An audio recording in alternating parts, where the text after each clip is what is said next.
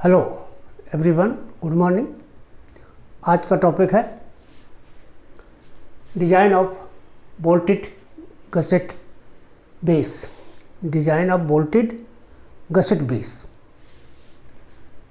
इसका हम सीधा क्वेश्चन बता रहे हैं। क्वेश्चन में ही जो भी इससे रिलेटेड कंसेप्ट हैं वो उसी जगह पर क्लियर करने का प्रयास करूँगा। तो क्वेश्चन है, a column ISHP 350 at the rate of 710 newton पर mm with two cover plates of 400 by 20 mm carrying a factored load of 3200 kilonewton, designed a bolted gusset base। M20 grade का concrete use किया गया है pedestal में और E250 grade की steel प्रयोग की गई है। तो यहाँ पर ये क्वेश्चन है सिंपल, और इसमें गसेट बेस का डिज़ाइन करना है, वो भी बोल्टेड होना चाहिए। इसमें रिवेट जॉइंट बेल्ट जोड़ नहीं लगाया जाएगा, बोल्ट लगाए जाएंगे। तो सॉल्यूशन इसका स्टार्ट करते हैं। हम जैसा पीछे के क्वेश्चन में कॉलम बेस पर जो कॉमन हमारे स्टेप्स हैं करते आए हैं, उनको वन बाय वन देख ले। सबसे पहले बियरिंग स्ट्रेस निकालते हैं 0.45 FCK से। ये M20 ग्रेड कंक्रीट है, इसलिए इसकी वैल्यू 9 न्यूटन पर mm स्क्वायर आ गई। इसके बाद रिक्वायर्ड एरिया है A = P अपॉन 0.45 FCK। ये हमने वैल्यू सब्स्टिट्यूट की तो ये एरिया निकल करके आ गया। इसके बाद हम गसेट प्लेट और एंगल का साइड खुद ही सिलेक्ट कर लेते हैं। जैसे यहाँ पर देखिए, ये बेस प्लेट है, बीच में ये आई सेक्शन का कॉलम रखा हुआ है। कॉलम के ऊपर ये कवर प्लेट है 400 by 20 mm साइज की। कवर प्लेट के ऊपर गसेट प्लेट हमको प्रोवाइड करनी होगी। इसके बाद ये एंगल हमको प्रोवाइड करना होगा।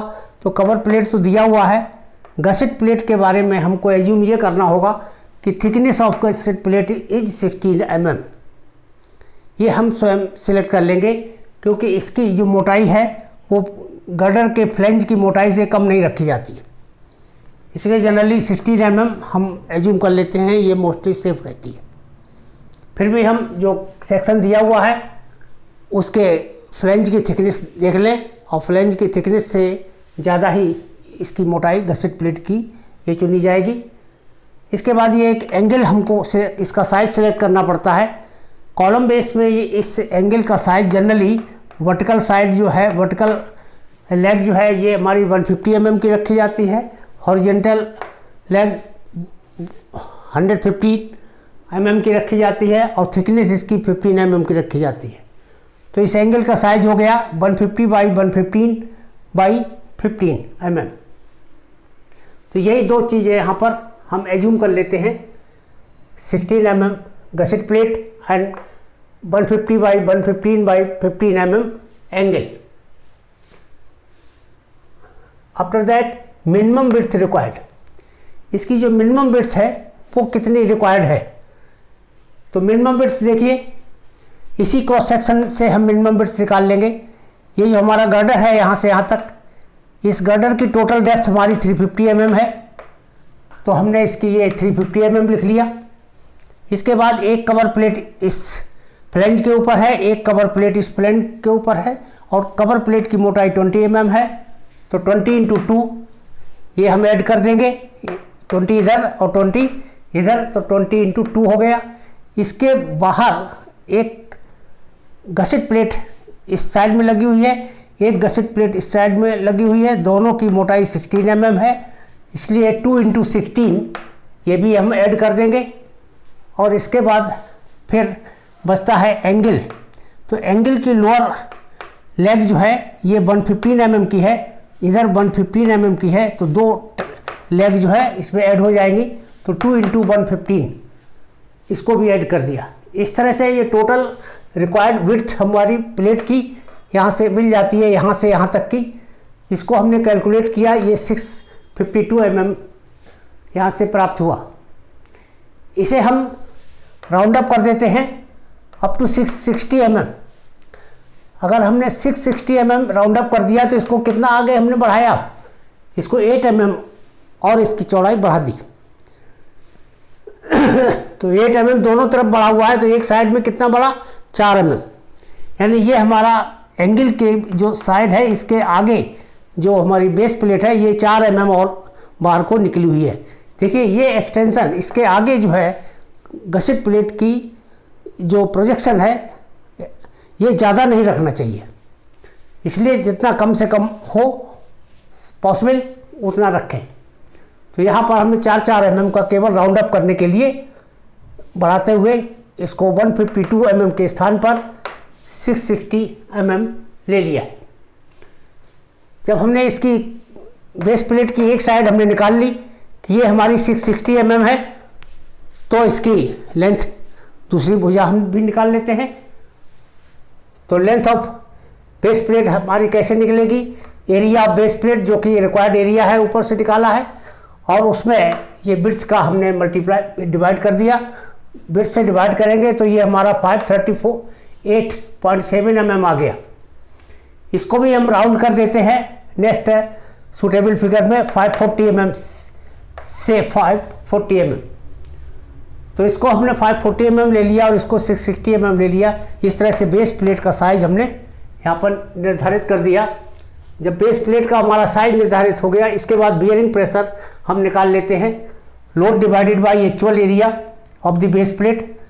तो लोड हमारा 3200 किलो न्यूटन है, इसमें हम डिवाइड करेंगे एक्चुअल एरिया से, तो 660 मल्टीप्लाइड बाई 540, इसको 1000 से मल्टीप्लाई करेंगे किलो न्यूटन से न्यूटन बनाने के लिए। ये हमारा 8.98 न्यूटन पर mm स्क्वायर आ गया, जो कि कंक्रीट की जो हमारे बियरिंग स्ट्रेस है 9.45 FCK 9 से कम है, इसलिए बियरिंग प्रेशर हमेशा इसी वैल्यू से कम होना चाहिए। चूँकि एरिया हमने बढ़ाया है तो ये नेचुरली कम हो जाएगा। रिक्वायर्ड एरिया जो है जितना बेस प्लेट का निकल के आया है, तो दोनों साइड हमने इनको राउंड अप इंक्रीज किया है, इसलिए एरिया ज़्यादा हो गया। जब एरिया ज़्यादा हो जाएगा तो प्रेशर इंटेंसिटी रिड्यूस हो जाएगी। तो प्रेशर इंटेंसिटी घट करके हमारी इतनी आ गई। तो ये हमारा बॉटम पर बियरिंग प्रेशर हो गया। प्रोजेक्शन इसके बाद हम कैलकुलेट कर लेते हैं। यहाँ पर एक बात देखें कि जो मैक्सिमम बेंडिंग मोमेंट है वो XX सेक्शन पर ही प्राप्त होता है। XX सेक्शन के बाहर कुल कितना प्रोजेक्शन है, बेस प्लेट कितना बाहर को निकली हुई है, इसे हम कैलकुलेट करेंगे। तो इस प्रोजेक्शन की गणना करने के लिए हम सेंटर से कैलकुलेट कर लेते हैं। इसकी सेंटर से यहाँ तक ये कितना है बेस प्लेट, 660 का हाफ, 660 का हाफ बट बाई 2 कर दिया, 660 बाई 2, ये यहाँ से यहाँ तक की डिस्टेंस हो गई। अब इसमें से गर्डर की हाफ डेप्थ घटा दीजिए, 350 बाई 2, ये गर्डर की गहराई डेप्थ है 350, इसका हाफ कम कर दीजिए क्योंकि हम सेंटर से नाप रहे हैं। और इसके बाद कवर प्लेट की मोटाई 20, इसको भी कम कर दीजिए। गसेट प्लेट की मोटाई 16 mm, इसको भी कम कर दीजिए। और इसके बाद एंगल की जो मोटाई है यहाँ से यहाँ तक, एंगल की मोटाई इसको भी कम कर दीजिए। तो एंगल की मोटाई हम कम करेंगे, इन दोनों को सबको जोड़ के घटा देंगे। तो ये हमारा प्रोजेक्शन बचा हुआ 104 mm का आ गया, यानी इस प्रोजेक्शन की वैल्यू 104 mm हो गई। बस मैक्सिमम बेंडिंग मोमेंट गणना कर ली WA²/2। इसी सेक्शन पर मैक्सिमम बेंडिंग मोमेंट इतना आ गया। मोमेंट कैपेसिटी MD हमने निकाल ली, पहले हम कर चुके हैं ये सब। और इसके बाद जब हमने MD को कैलकुलेट कर लिया तो ये 45.45 T² के बराबर आ गया। Equating MD = mx, moment capacity को जो है मैक्सिमम बेंडिंग मोमेंट के बराबर रख देंगे। इसको रख करके हम T वैल्यू सॉल्व कर लेंगे। T हमारा 32.68 mm आ गया।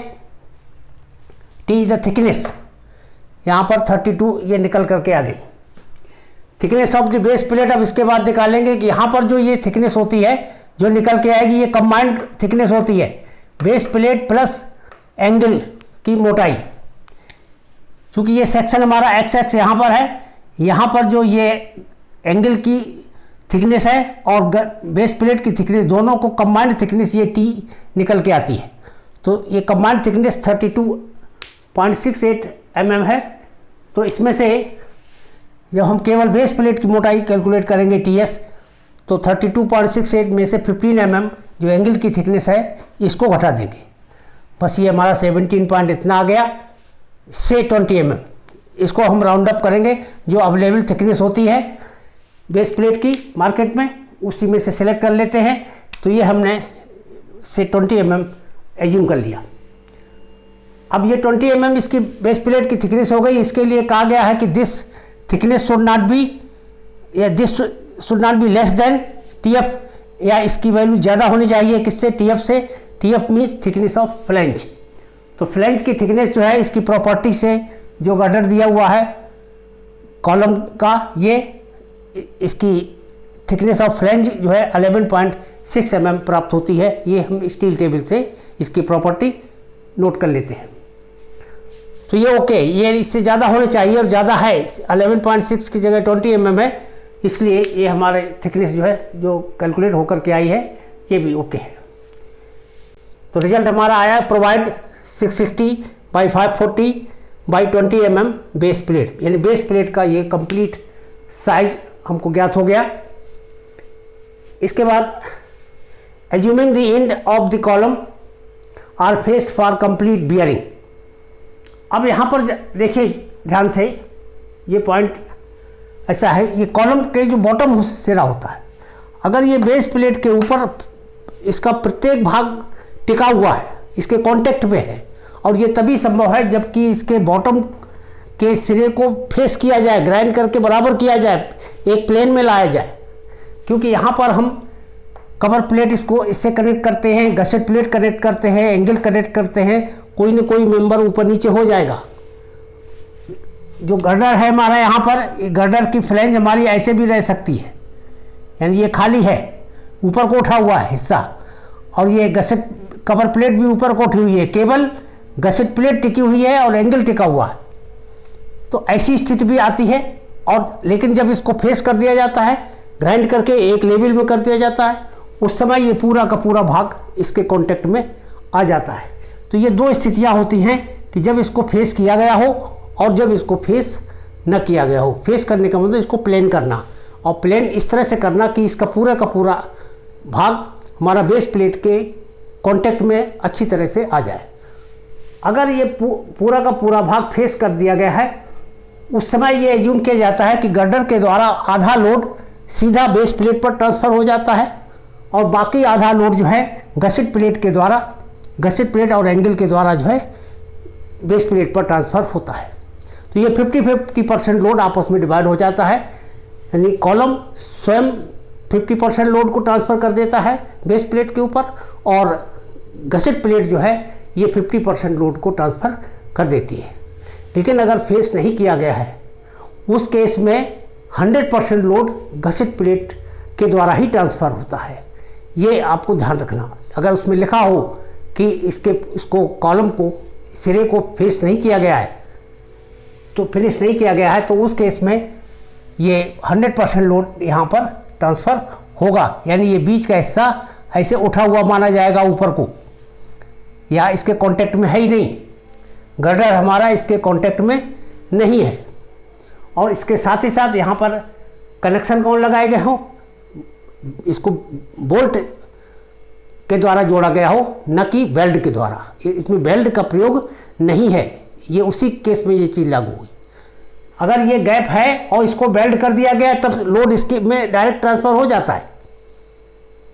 यहाँ भी देखिए, अगर ये गैप है यहाँ पर और उस केस में इसको दोनों सिरों से वेल्ड कर दिया जाए, तो फिर वेल्ड के माध्यम से ये सारा लोड कॉलम से होता हुआ बेस प्लेट में ट्रांसफ़र हो जाएगा।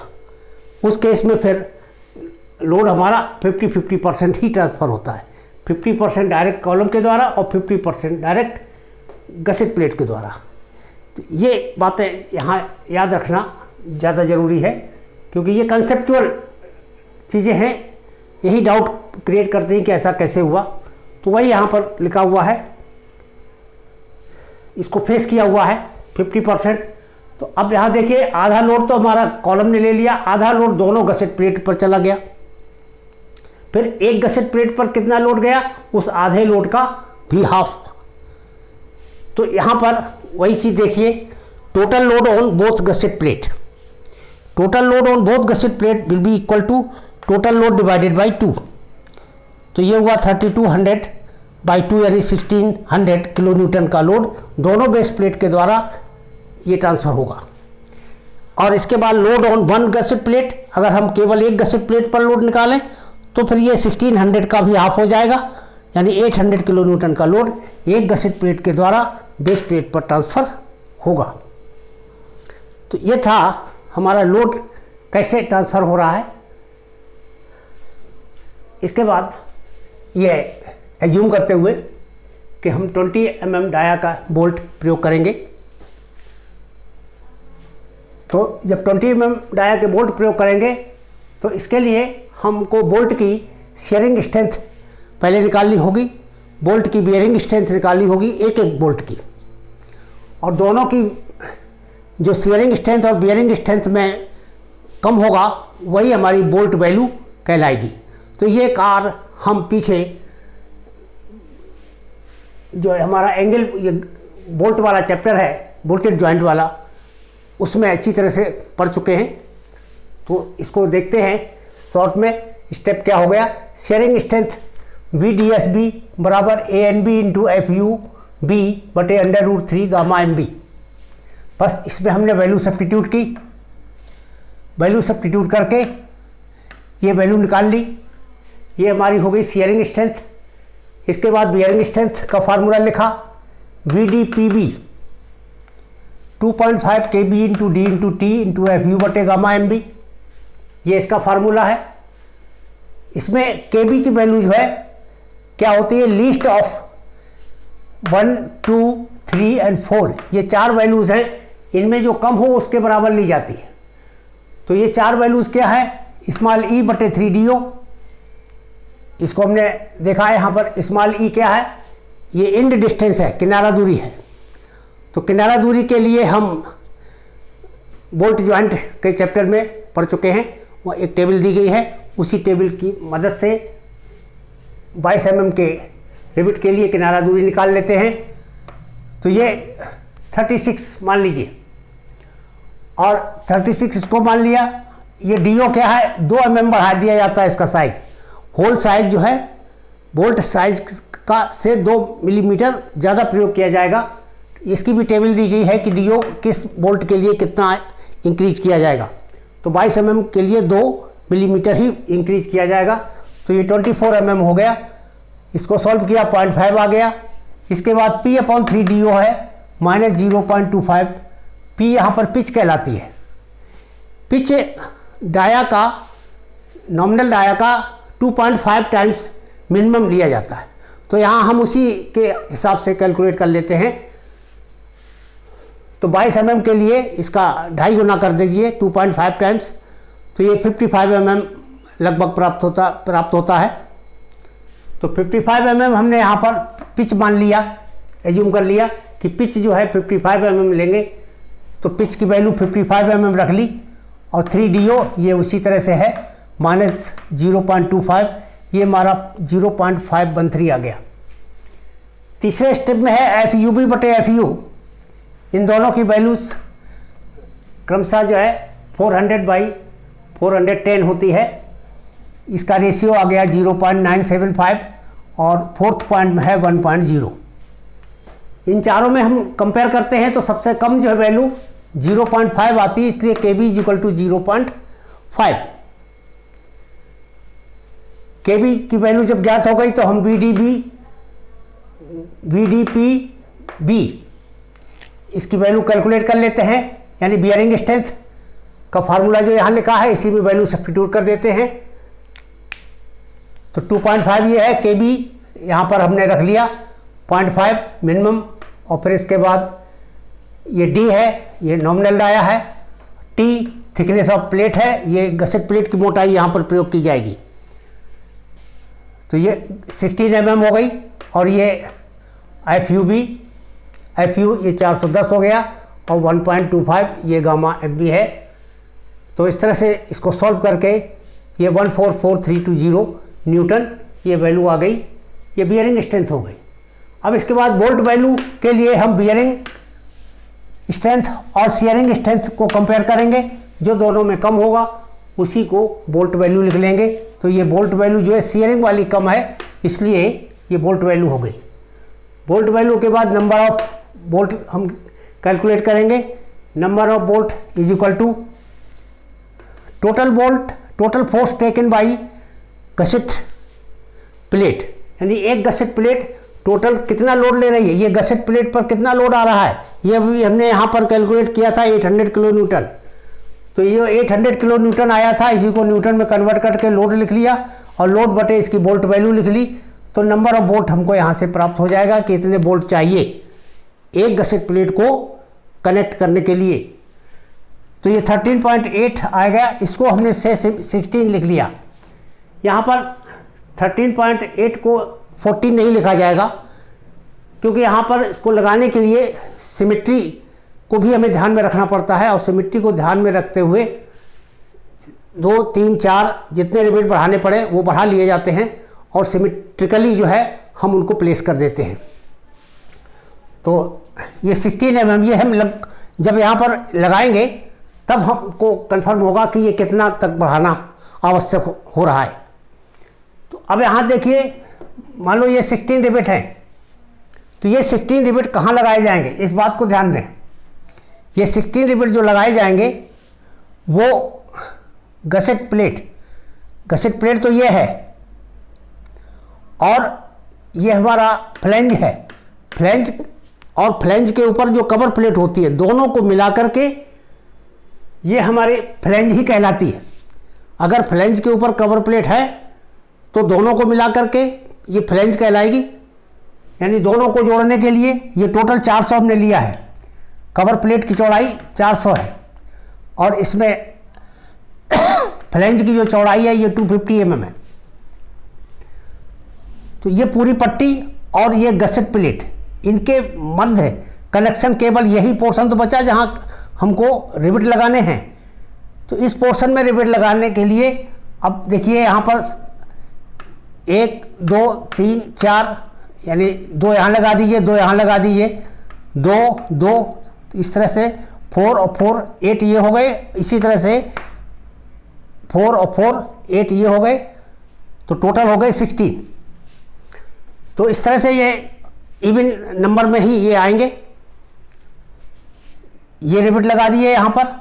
इसके बाद एक बात और ध्यान दीजिए कि जो एंगल है,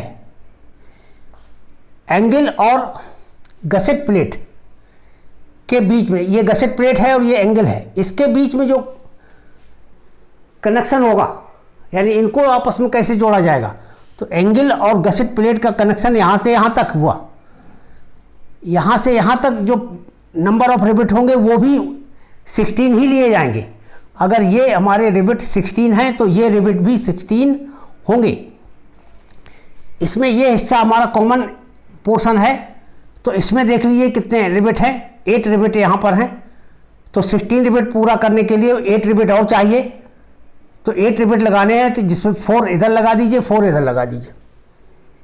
तो 4 rivet this side and 4 rivet this side. इस तरह से ये number of rivet connecting the angle with gusset plate is also 16 and number of rivet connecting the flange with gusset plate is also 16। तो इस तरह से ये टोटल रिवेट तो ज़्यादा हो जाएंगे, 16 और 8 24 रिवेट हो जाएंगे। लेकिन यहाँ पर थ्योरेटिकली हमारे ये रिवेट हमने कैलकुलेट किए थे, ये 16 है, ये भी 16 रखे जाएंगे। अब इसमें यहाँ पर इसके आगे का हिस्सा देखते हैं। हमने कनेक्शन कर दिया। कनेक्शन कर देने के बाद हाइट ऑफ गसेट प्लेट देखें कितनी है। गसेट प्लेट यहाँ कितनी ऊंचाई तक ले जानी होगी, तो पहले यहाँ चेक कीजिए यहाँ कितने रिवेट लगाने पड़े हमको, 2। तो 2 रिवेट के बीच में एक पिच की दूरी है सेंटर टू सेंटर। इधर ये किनारा दूरी एज डिस्टेंस है, इधर किनारा दूरी एज डिस्टेंस है। तो एज डिस्टेंस अभी हमने कैलकुलेट की थी 36 थी, ये 36 है और पिच जो है हमने 55 रखी है। तो इसी हिसाब से देख लें, जिसमें यहाँ से चूँकि हमारी गसेट प्लेट तो यहाँ से ही शुरू होती है बॉटम से, तो बॉटम से यहाँ तक ये 150 की हाइट तो ये हो गई, ये 150 की हाइट हो गई। इसके बाद 36 प्लस 55 प्लस 36, बस यही सब जोड़ दिया। 150 प्लस 2 इंटू 36 दो बार हो गया है, प्लस 55, ये 277 mm आ गया। इसको हमने से 280 mm कर दिया, एज्यूम कर लिया। से हम चाहे तो इतना ही कैलकुलेट करें, इसको ना राउंड अप करें, ऐसा कंपल्सन नहीं है। फिर भी मान लीजिए हमने कर दिया 280 की बढ़ा दी, तो थोड़ा ये मार्जिन बढ़ा देंगे। लेंथ ऑफ गसेट प्लेट, यानी जब हम बढ़ा देंगे तो इसका मतलब ये कवर ज़्यादा हो जाएगा, तो ये कवर को दोनों में बराबर बराबर बांटना होगा। लेंथ ऑफ गसेट प्लेट की लेंथ कितनी होगी, यानी लेंथ ये कहलाएगी। गसेट प्लेट की लेंथ जो है बेस प्लेट की इस लंबाई के बराबर होती है। तो बेस प्लेट की लंबाई 540 mm है इस डायरेक्शन में, इसलिए लेंथ ऑफ गसेट प्लेट जो है ये लेंथ ऑफ बेस प्लेट के बराबर है, यानी 540 mm। तो देखिए प्रोवाइड गसेट प्लेट, अब गसेट प्लेट का साइज देखिए 540 यानी 540 mm बाई 280, यहाँ से यहाँ तक कितना निकला था 280, अभी ये कैलकुलेट किया था। तो 540 बाई 280 ये साइज हो गया, बाई इसकी मोटाई 16 mm। ये हमने स्टार्ट में ही एज्यूम कर लिया था कि गसेट प्लेट की मोटाई 16 mm रखी जाएगी। Buckling of compression edge of gusset plate, अब इसके एक चेक और करना पड़ेगा।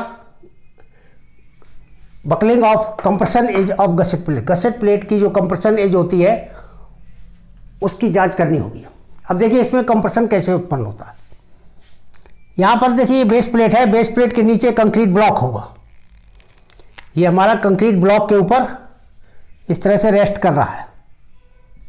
तो कंक्रीट ब्लॉक के ऊपर जब ये रेस्ट कर रहा है तो कंक्रीट ब्लॉक के द्वारा इसके ऊपर अपवार्ड प्रेशर लगाया जा रहा है।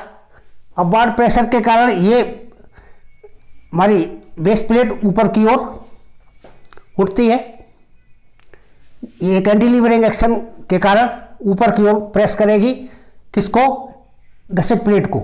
तो गसेट प्लेट के इस हिस्से में यहाँ कंप्रेशन आएगा, क्योंकि यहाँ पर देखिए ये कनेक्टेड है, यहाँ पर ये सिरा ऊपर को उठाया जा रहा है। इसका मतलब अच्छा ये भी हमारा एंगल से जुड़ा हुआ है, तो इसमें भी बकलिंग जल्दी नहीं होगी। केवल ये हिस्सा ऐसा है जो कि सिंगल यहाँ पर गसेट प्लेट है और कोई इसके सपोर्ट में प्लेट जुड़ी हुई नहीं है। तो इसी हिस्से में क्या होगा, कंप्रेशन होगा, दब रही होगी। तो ये इसी की कंप्रेशन के लिए यहाँ पर जांच करेंगे। गसेट आउट स्टैंड, इसके लिए हमको यहाँ से यहाँ तक की ये दूरी आउट स्टैंड जो है, गसेट आउट स्टैंड ये कहलाएगा कि फ्लैंज से ये कितना बाहर को निकला हुआ है, यानी ये डिस्टेंस ये गसेट आउट स्टैंड कहलाएगा, ये स्लैंट एज कहलाएगी। तो आउट स्टैंड इसको हम कैलकुलेट करेंगे।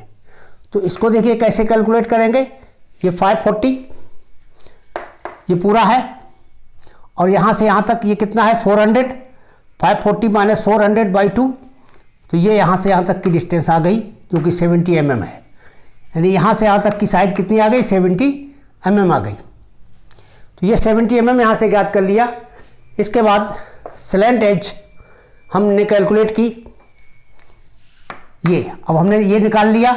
ये हम कैलकुलेट कर सकते हैं, क्यों, यहाँ से यहाँ तक टोटल हमको मालूम है कितना है 280, और ये यहाँ से यहाँ तक कितना है 150, ये 150, तो 280 में से 150 घटा देंगे तो ये हमारी ये साइड बच जाएगी।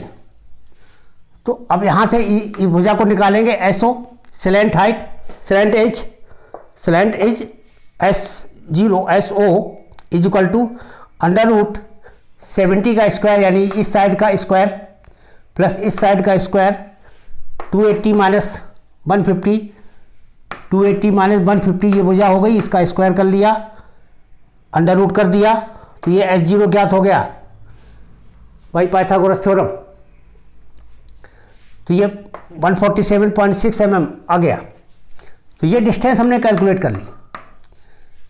इस डिस्टेंस के लिए एक टेबल IS 800 में दी है 2007 में, टेबल 2 है, क्लास 3.7.2 एंड 3.7.4, ये दो क्लास में इसका उल्लेख किया गया है और इसकी टेबल जो है 2 है, इसमें ये सब डाटा दिए हुए हैं कि ये S0 must not be greater than 13.6 into epsilon into TG, इससे ज़्यादा इसकी वैल्यू नहीं होनी चाहिए।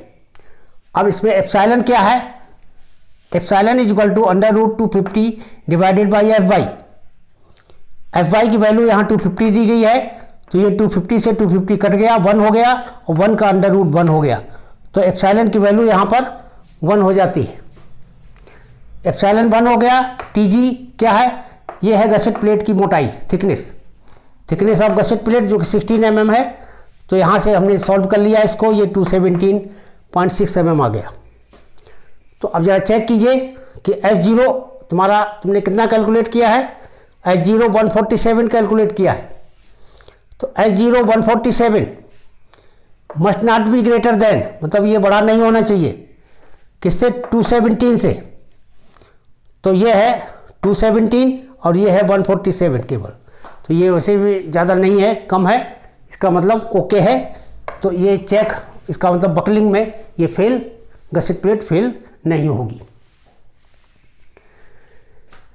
इसके बाद नोट,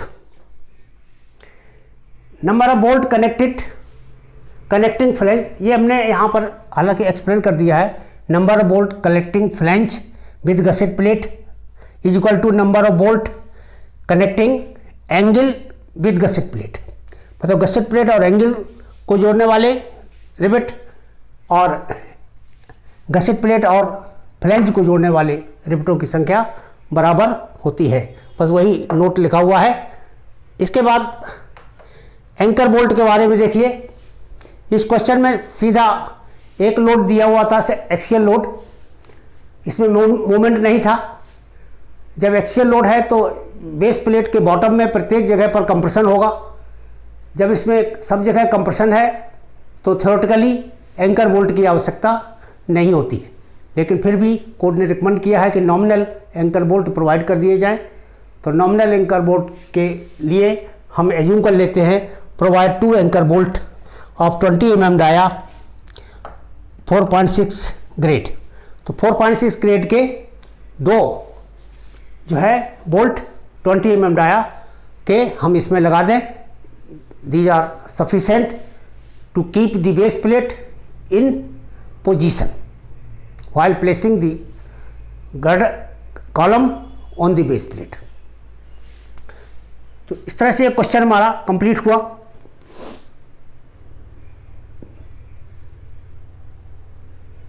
प्लीज टेक स्क्रीनशॉट।